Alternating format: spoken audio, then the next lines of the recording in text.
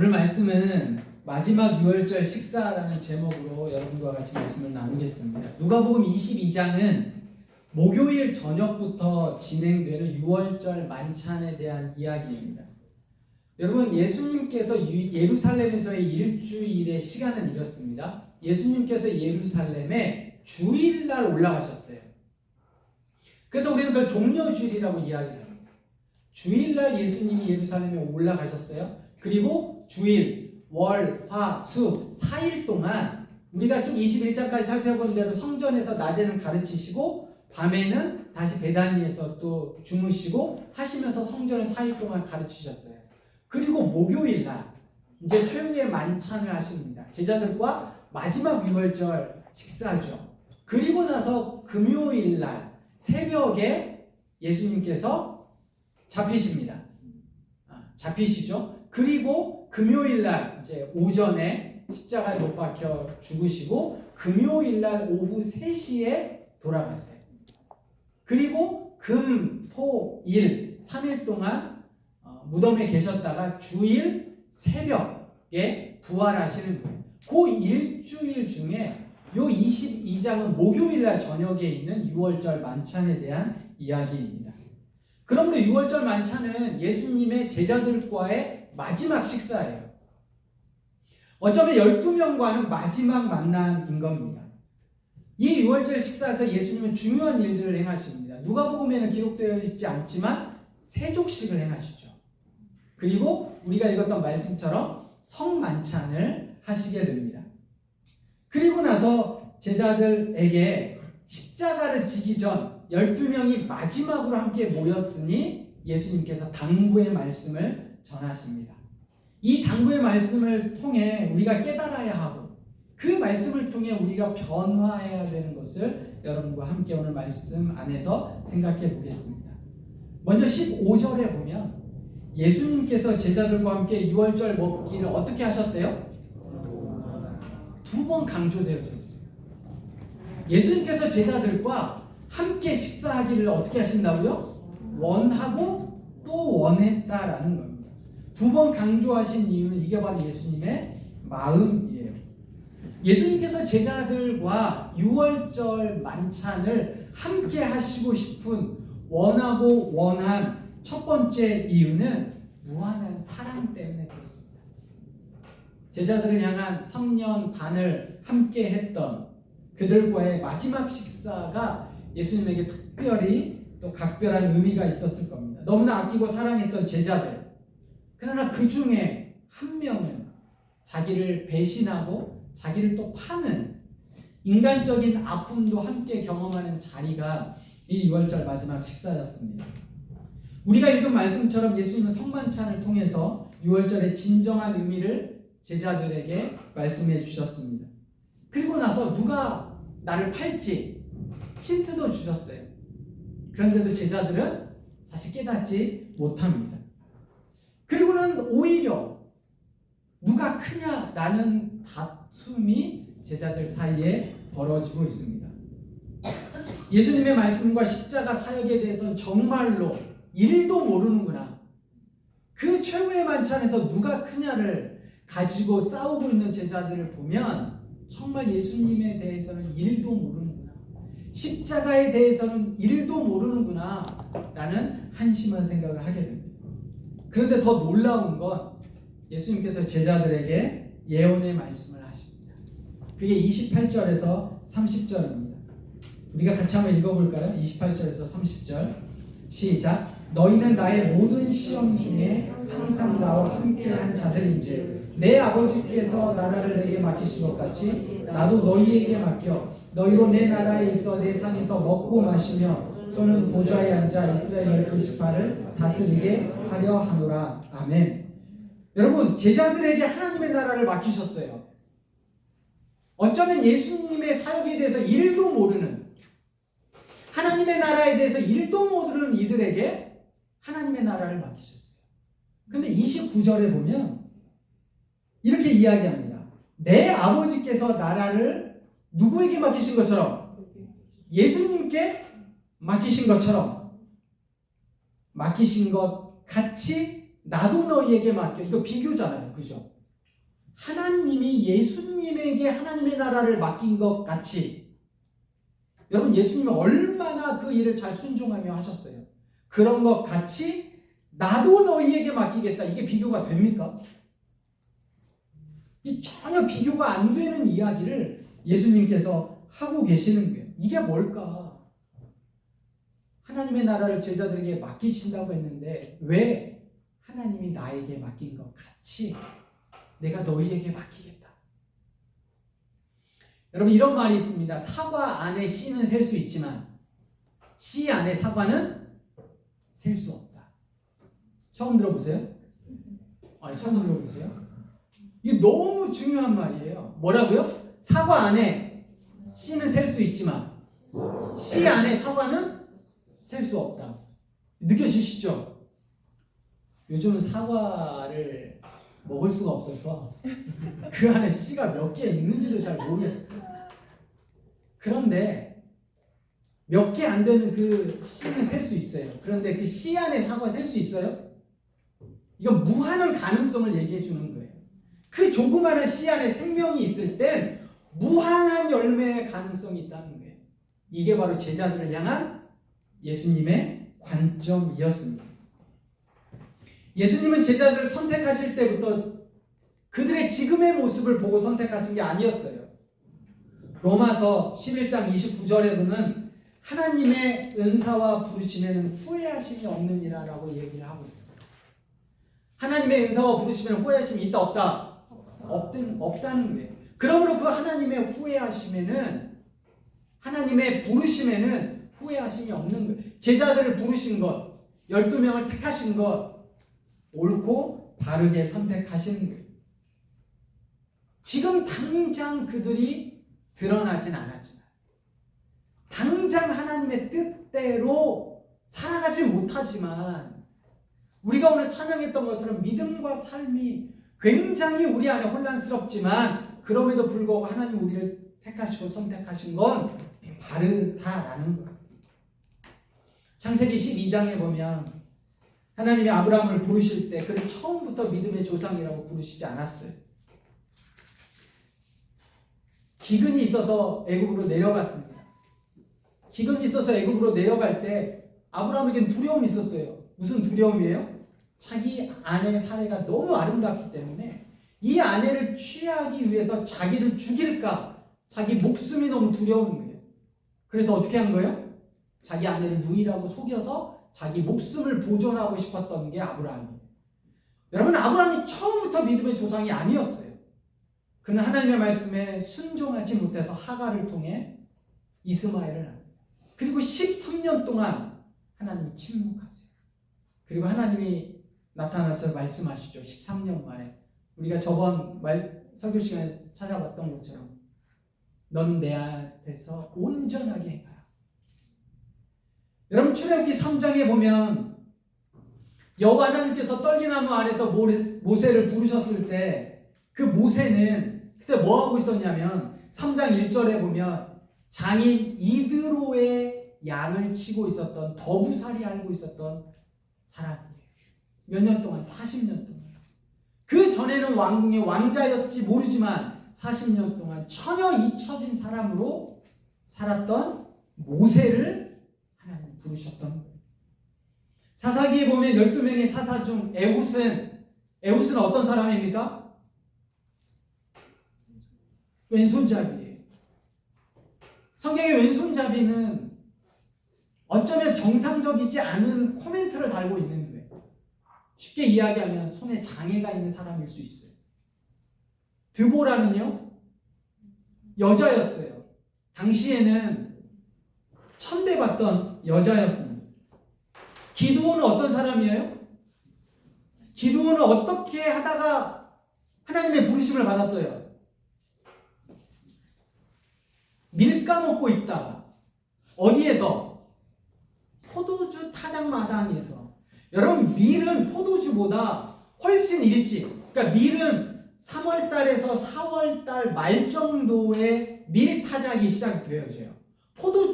포도는요 10월이나 가야 돼요. 가을이란 말이에요. 그러면 내가 밀을 까먹고 있을 때 어디에서 까먹어야 돼요? 당연히 밀 타작마당에서 까먹어야 되는데 그때 포도주 타작마당에는 아무도 없다고요. 그러니까 뭐 하는 거예요?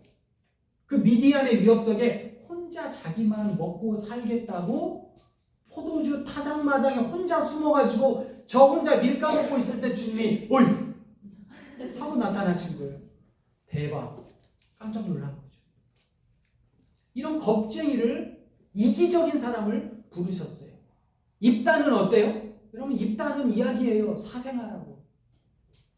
엄마가 기생이었다고. 정상적인 결혼에서 난 아이가 아니라고.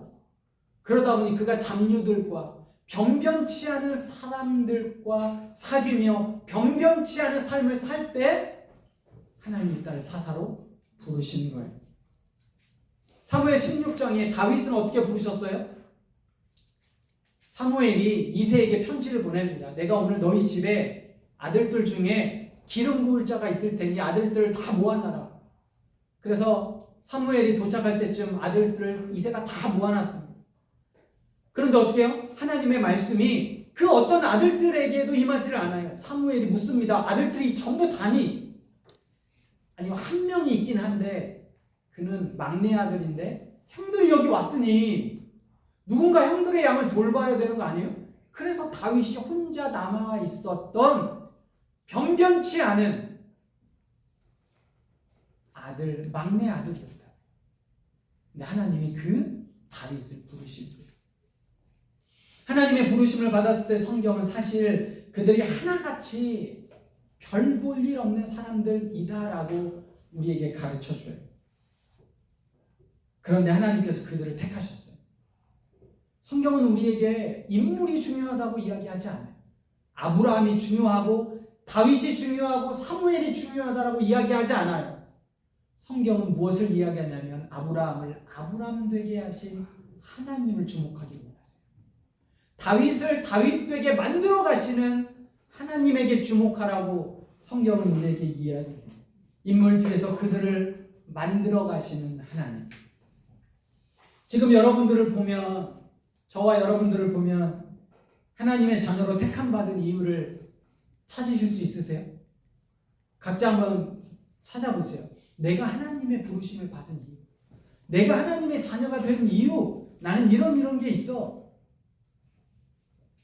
그럼 찾아보세요. 몇 개나 있는지. 사랑받을 만한 자격이 있으세요?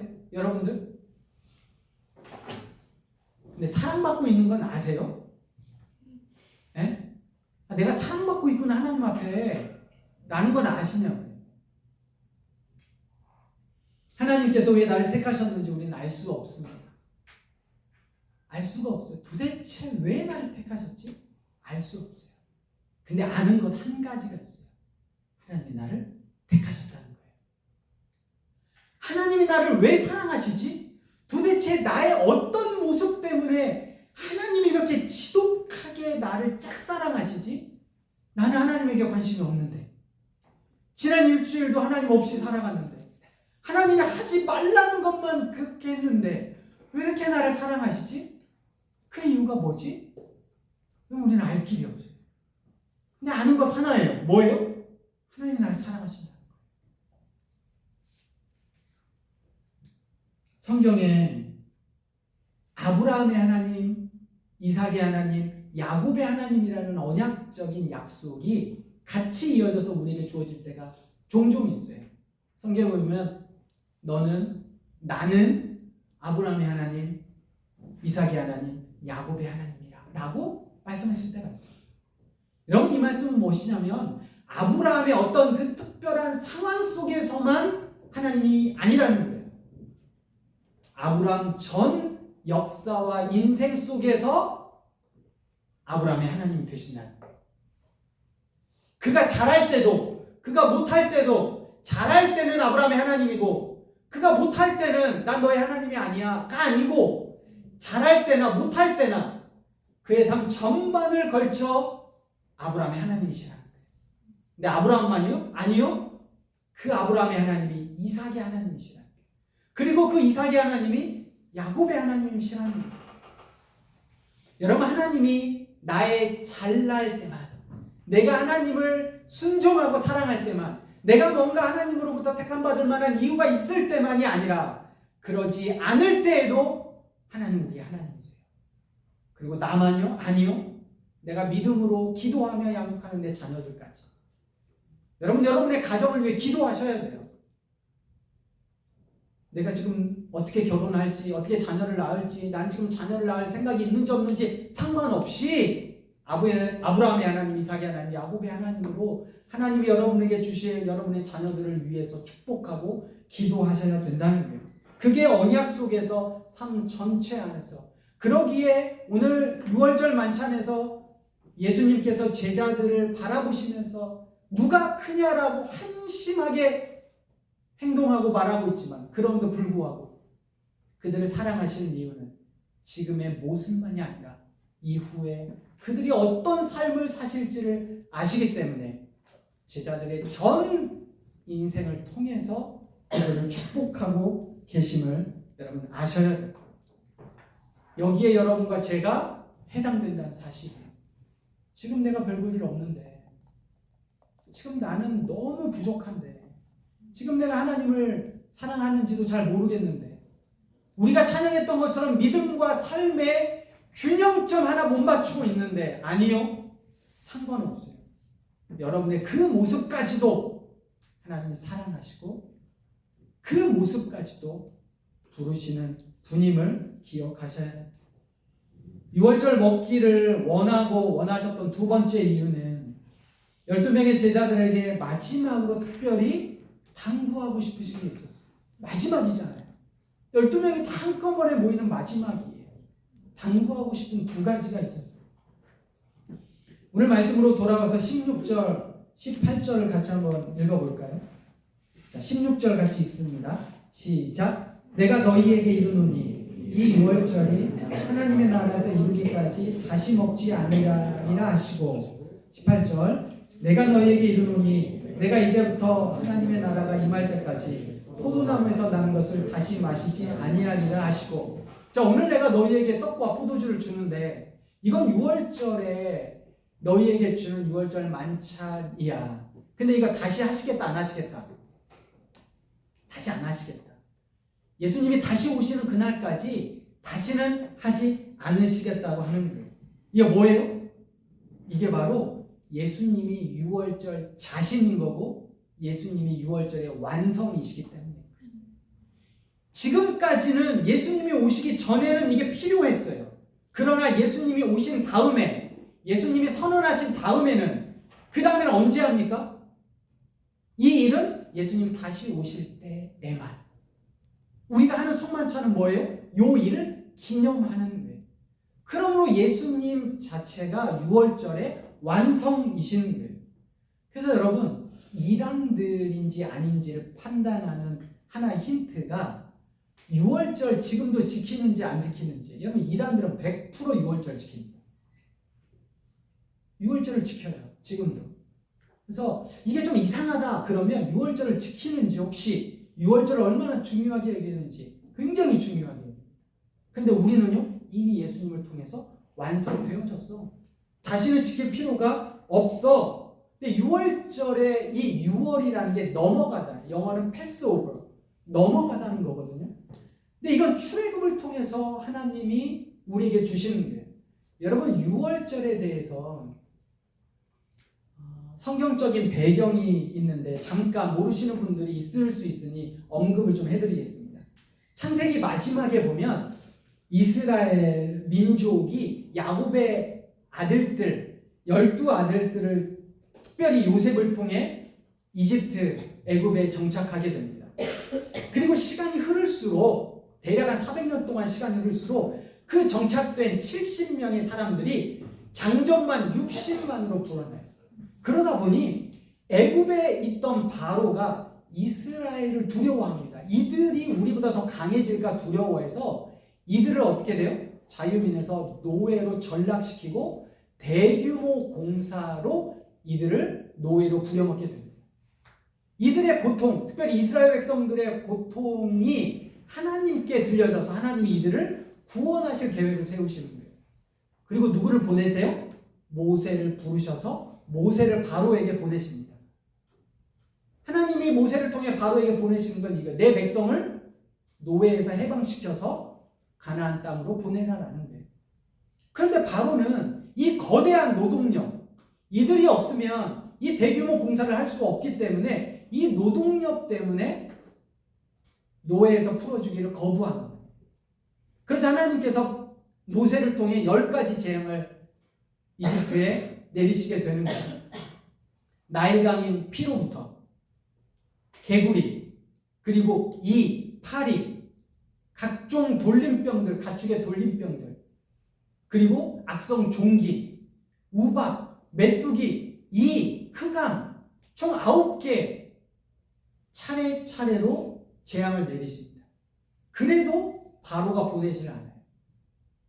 그래서 하나님께서 모세에게 10번째 재앙을 준비시켜 주십니다. 10번째 재앙은 뭐예요? 장자의 죽음이에요. 바로부터 동물에 이르기까지 장자, 처음 태어난 모든 것은 그날 밤에 다 죽이시겠다고 말씀하셨어요. 그런데 이스라엘 백성들에게는 하나님 모세를 통해 한 가지를 전해주십니다. 그 전날 밤 어린 양을 잡아서 그 피를 문설주와 임방에 바르면 죽음이 넘어갈 거다라고 약속을 해주십니다.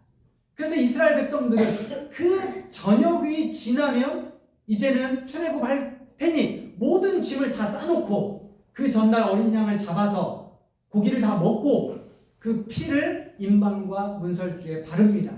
그리고 탈출할 준비를 다 하고 바로 탈출해야 하기 때문에 누룩을 넣지 않는 무교 전병을 준비를 해놓고 기다리고 있는 거예요. 그날 밤이 됐습니다. 하나님께서 직접 내려오셔서 애굽을 심판하실 때 모든 집에 재앙이 미치지만 이스라엘 백성들이 살고 있던 그 집에는 먼저 죽음이 들어갈 때 뭘 보는 거예요? 뭘 보는 거예요? 문설주와 임방에 피가 있는지 없는지를 보는 거예요. 그 안에 어떤 사람이 있든지 상관없이 그 피를 보고 그 피가 있으면 패스오버, 넘어가는 거예요. 죽음이 넘어가는 거예요. 이스라엘의 모든 사람들을 제외하고는 애굽의 모든 장자들은 다 죽게 됩니다. 결국 바로가 견디지 못하고 모세를 불러서 이제 떠나라 라고 이야기를 하고 그 말과 함께 급하게 이스라엘 백성들은 출애굽을 하는 거예요. 애굽에서 나온 이스라엘 백성들은 하나님의 은혜로 죽음의 재앙을 피하고 애굽에서 해방된 것을 기념하여 유월절을 지키게 되었습니다. 그러므로 유월절은 심판과 구원을 이야기합니다. 하나님께서 직접 내려오셔서 불순종한 자들에게는 심판을, 하나님의 말씀에서 순종해서 어린 양의 피를 바른 자들에게는 하나님이 구원하시는 겁니다. 이 어린 양의 피로 이스라엘 백성들은 구원을 받았습니다. 그리고 이 피는 예수 그리스도를 예표합니다. 그리고 예표된 예수님이 우리에게 오셨습니다. 그래서 우리는 예수 그리스도의 보혈을 믿으면, 그 십자가에 행하신 그 순환을 믿으면 우리는 구원을 받게 됩니다. 그 어떤 행위가 아니라 하나님이 하신 그 일만으로 우리에게 구원은 은혜로 주어집니다. 그래서 예수 그리스도 외에, 그의 보혈 외에 다른 구원은 있지 않아요. 그렇기 때문에 예수 그리스도께서 이 유월절을 완성하시는 거예요. 완성하신 예수님께서 이제 제자들에게 그 유월절의 마지막 성만찬을 행해 주십니다. 그리고 제자들에게 주신 게 있었어요. 첫 번째는 16절에 떡을 주십니다. 이 떡은 내 몸이라 라고 말씀하시는 거예요. 그리고 포도주를 주십니다. 이 포도주는 내 피라 라고 말씀하시는 거예요. 그래서 이 내 몸과 내 피를 먹고 마시는 자가 그리스도와 연합한 자라고 말씀하고 있어요. 예수를 믿는다는 게 뭐냐? 누군가 물어볼 수 있죠. 야, 예수를 믿는다는 게 뭐야? 교회 다닌다는 게 뭐야? 신앙을 가지고 있다는 게 뭐니? 그리스도인이라는 게 뭐니? 라고 이야기할 때 우리가 이야기할 수 있는 게 바로 그리스도와의 연합이에요. 예수가 내 안에 살고 내가 그리스도 안에 사는 이 연합, 이게 바로 내가 예수 믿는 것이에요. 내가 예수 믿는 게 뭐지? 어떤 감정적인 어떤 느낌이 아니라, 여러분 갈라디아 2장 20절에 한번 우리가 찾아볼까요? 갈라디아서 2장 20절. 갈라디아서 2장 20절 그리고 에베소서 1장 3절 찾아볼 겁니다. 신약성경 304페이지입니다. 갈라디아서 2장 20절 함께 읽습니다. 시작. 내가 그리스도와 함께 십자가에 못 박혔나니 그런즉 이제는 내가 사는 것이 아니요 오직 내 안에 그리스도께서 사는 것이라.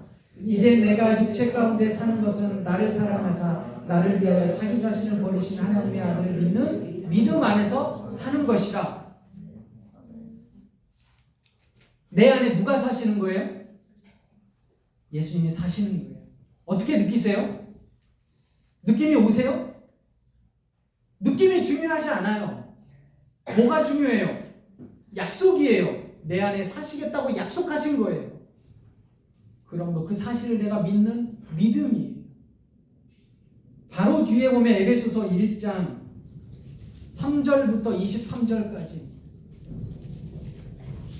여러분 여기에는 빠르게 그리스도 안에서라는 단어가 몇 번 나오는지 보세요. 에베소서 1장 3절에 보면 그리스도 안에서가 나옵니다. 1장 4절에 보면 그리스도 안에서가 나옵니다. 6절에 보면 사랑하시는 자 안에서가 나와요.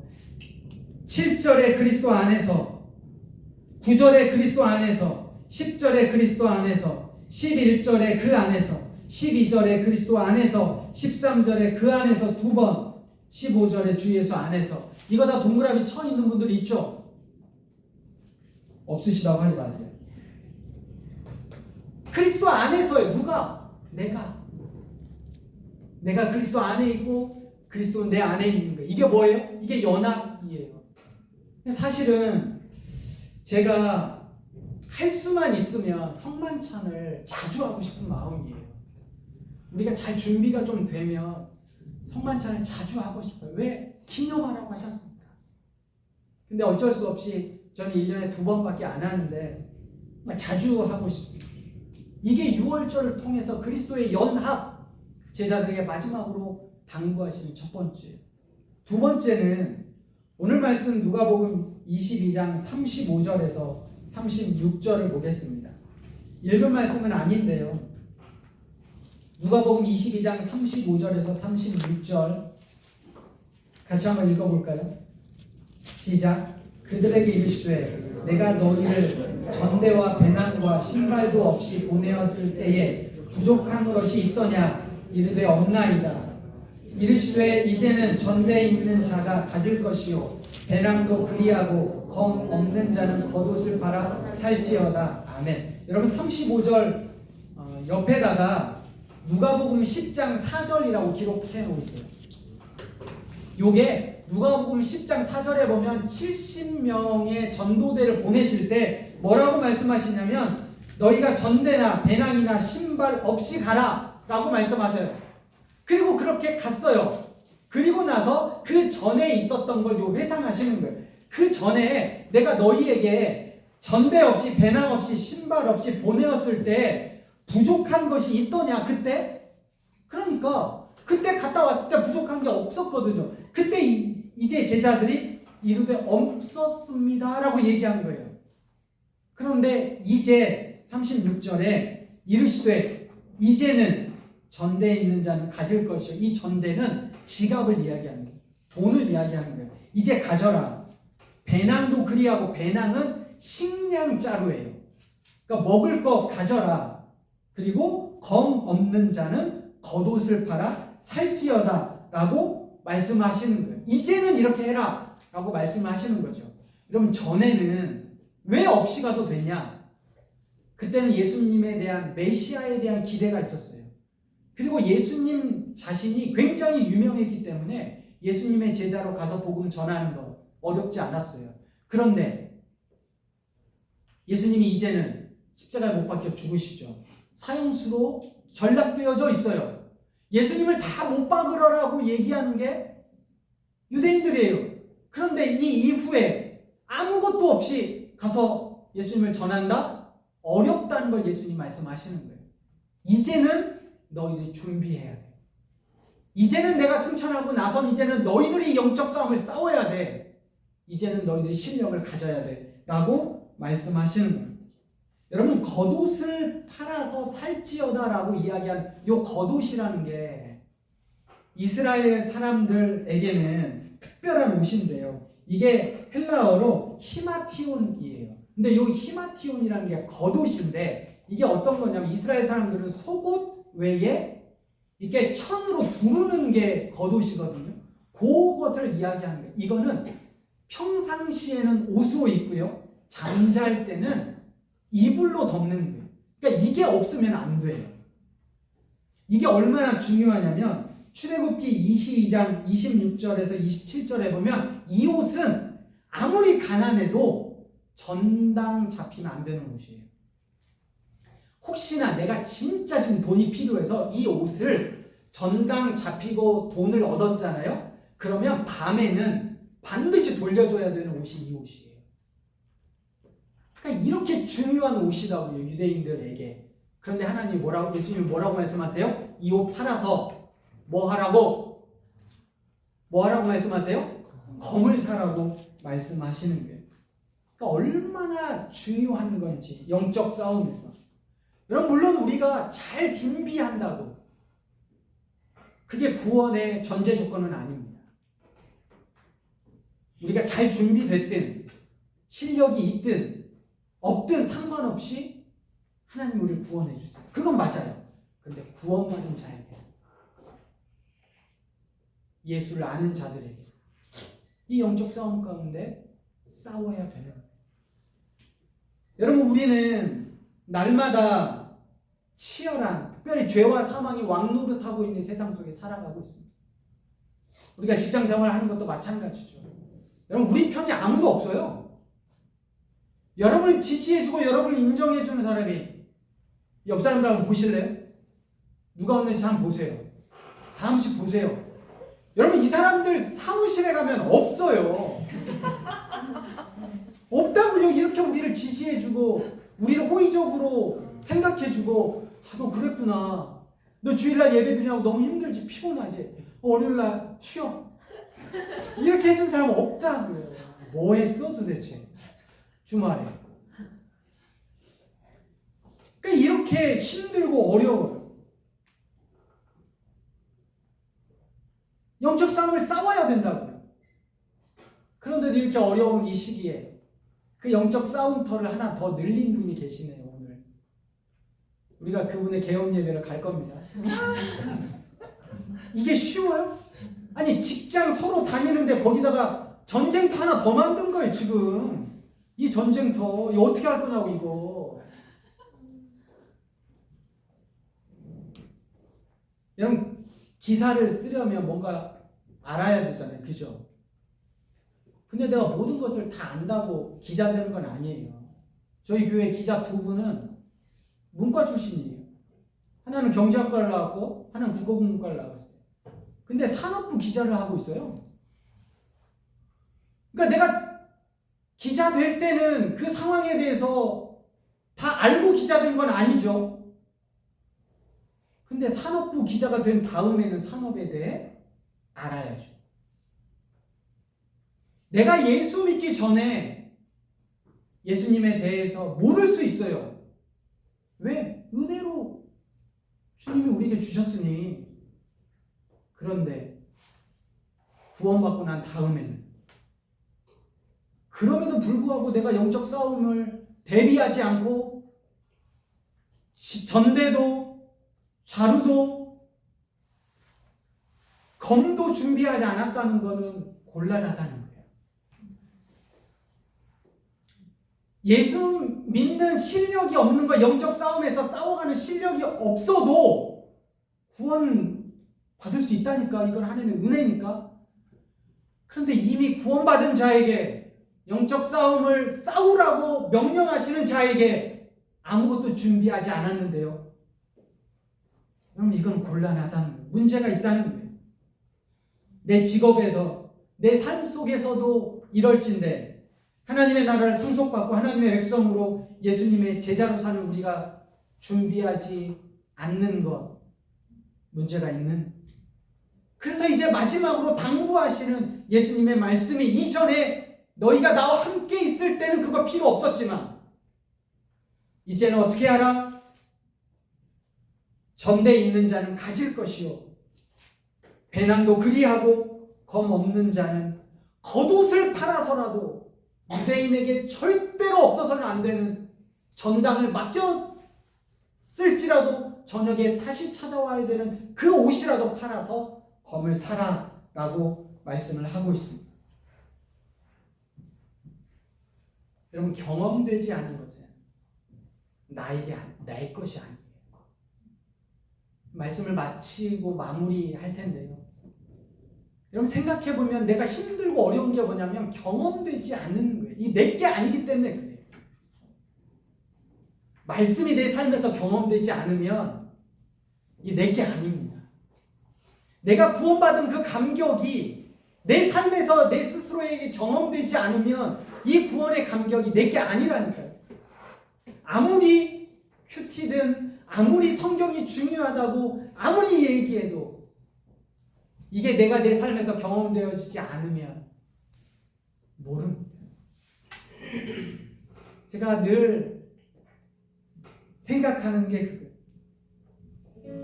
말씀이 경험되어지는 삶을 주님 살고 싶습니다. 여러분, 제 설교가 들리잖아요, 귀에. 근데 이 설교를 듣고 한 주간 동안 내가 어떻게 살 건가요? 이 말씀이 내 삶의 매일의 삶에서 경험되지 않으면 듣고 마는 거죠. 지난주에 무슨 설교했지? 근데 큐티가 나에게 어떤 의미가 있지? 이제 예수님께서는 이 말씀을, 이 당부를 하시고 십자가를 지시기 위해 감람산으로 올라가셨습니다. 십자가를 지시기 전에 마지막으로 그 만찬에서 혼신을 다해 가르치신 거예요. 정말 이것만큼은 내가 너에게 당부하는 거예요. 이야기를 하십니다. 그 예수님의 말씀이 2000년을 지난 오늘 우리에게도 동일하게 말씀하실 줄 믿습니다. 지금의 내 모습이 아니라 나를 만들어 가시는 토기장이 되신 주님을 기억하시기 바랍니다. 내가 사랑받을 만해서 내가 무언가 가지고 있는 것이어서 아니요. 한심해요. 여러분이야 저는 하나님 앞에 한심한 자라고요. 누가 크냐 싸우고 있는 모습 여러분과 저 똑같아요. 그럼에도 불구하고 그 하나님은 우리에게 하나님의 나라를 맡기셨습니다.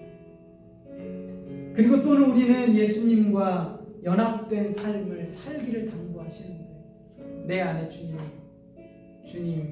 안에 내가 살아가는 삶.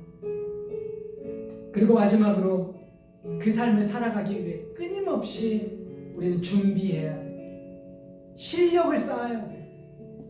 구원받을 때는 그게 조건이 아니지만 구원받은 이후에 우리에게 삶은 겉옷을 팔아서라도 검을 사라라고 말씀하십니다. 이 시간 함께 기도하며 주님 앞에 나아갈 텐데요. 오늘은 좀 자신 있게 찬양하겠습니다. 6월절 어린 양의 피로 이거 빠른 찬양이에요. 근데 사실 제가 이거 빠른 찬양인 줄 모르고 정했어요. 정하고 났더니 이거 빠른 찬양이라고 그러더라고요.